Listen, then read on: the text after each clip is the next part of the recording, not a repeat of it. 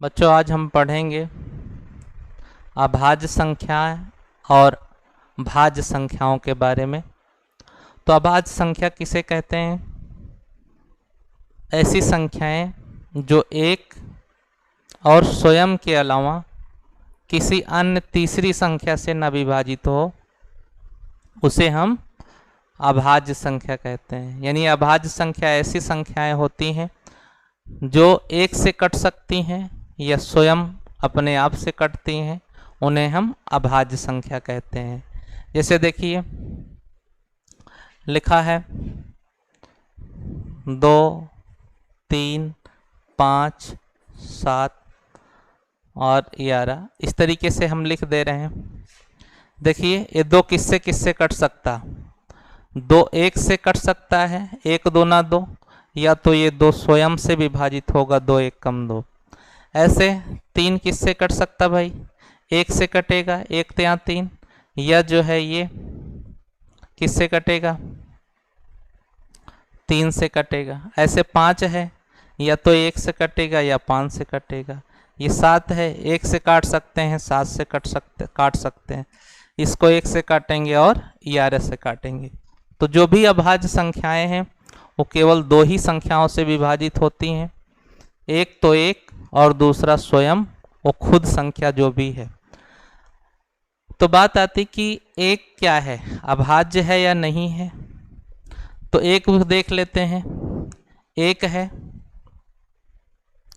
देखिए एक को काटने के लिए केवल एक है। एक को काटने के लिए एक केवल, देखिए एक केवल एक से ही कटेगा, एक से भाग करेंगे 1 1 कम 1। तो जितनी भी अभाज्य संख्याएं हैं सबको काटने के लिए, सबको विभाजित करने के लिए दो संख्याएं हैं। एक तो एक है और दूसरा वो संख्या स्वयं की है। लेकिन एक को काटने के लिए देखिए एक अकेला है, एक से ही कट रहा है, इसको काटने के लिए कोई दूसरी संख्या और नहीं है।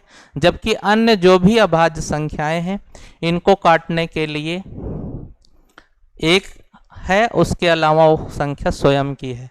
और यहाँ एक स्वयं में भी एक ही है और कटने में भी एक ही है। तो कहने का मतलब एक को काटने के लिए केवल एक गिनती है, एक संख्या है। बाकी जितनी अभाज्य संख्याएं हैं उनको काटने के लिए 2 संख्याएं हैं। इसलिए एक को अभाज्य नहीं माना जा सकता और एक को भाज्य भी नहीं माना जाता है। अभी हम लोग भाज्य संख्या पढ़ेंगे, उसमें भी देख लेंगे कि एक जो है उस कैटेगरी में भी नहीं आएगा। तो यहाँ से देखिए फिर एक ना तो भाज्य है और ना ही अभाज्य है। तो बात आती कि भाई सबसे छोटी अभाज्य संख्या क्या है? सबसे छोटी अभाज्य संख्या क्या है? तो सबसे छोटी देखते हैं अभाज्य संख्या क्या है। तभी देखिए एक ना तो भाज्य हुआ ना ही अभाज्य, तो शुरुआत देखिए 2 है सबसे छोटी अभाज्य संख्या। 2 को क्या बोलेंगे? सबसे छोटी अभाज्य संख्या। एक चीज दूसरा और हम कह सकते हैं कि 2 जो है सबसे छोटी भी है। 2 एक समअभाज्य संख्या है। 2 क्या है भाई? एक समअभाज्य संख्या है।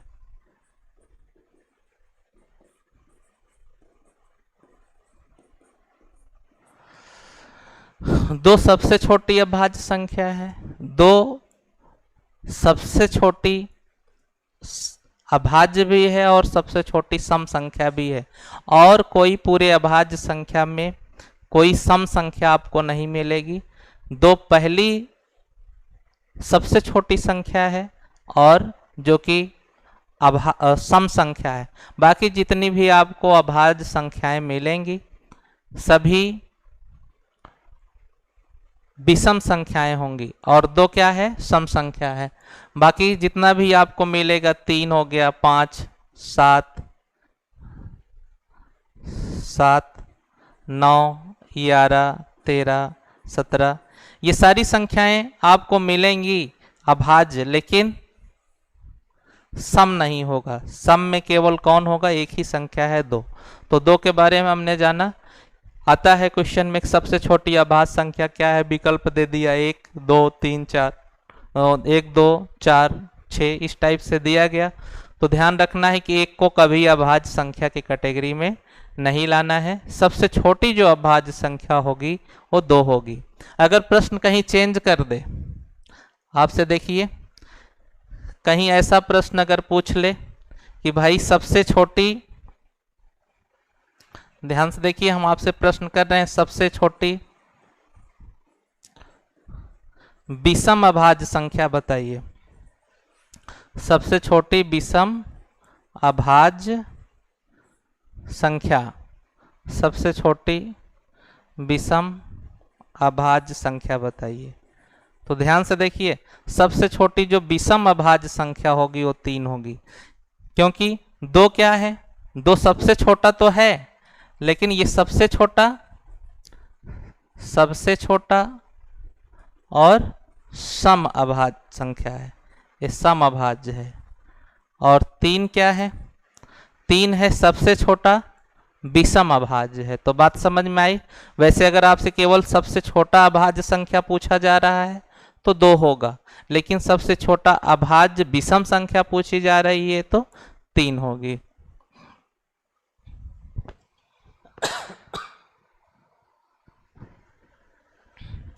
अगला देखते हैं भाज्य संख्याएं क्या हैं। तो अभी हमने जाना कि जो अभाज्य संख्याएं हैं उनको काटने के लिए एक होता है या संख्या स्वयं से कटती है, लेकिन जो भाज्य संख्याएं होती हैं वो एक और स्वयं के अलावा, एक और स्वयं से तो कटती ही हैं, साथ ही साथ किसी तीसरी अन्य संख्या से भी कटती हैं, तो उन्हें हम भाज्य कहते हैं। तो कहने का मतलब भाज्य संख्याएं ऐसी संख्याएं हैं जो कम से कम 3 संख्याओं से अवश्य कटें। ज़्यादा से ज़्यादा तो कई संख्याओं से कट सकती हैं, लेकिन कम से कम 3 संख्याओं से अवश्य कटनी चाहिए।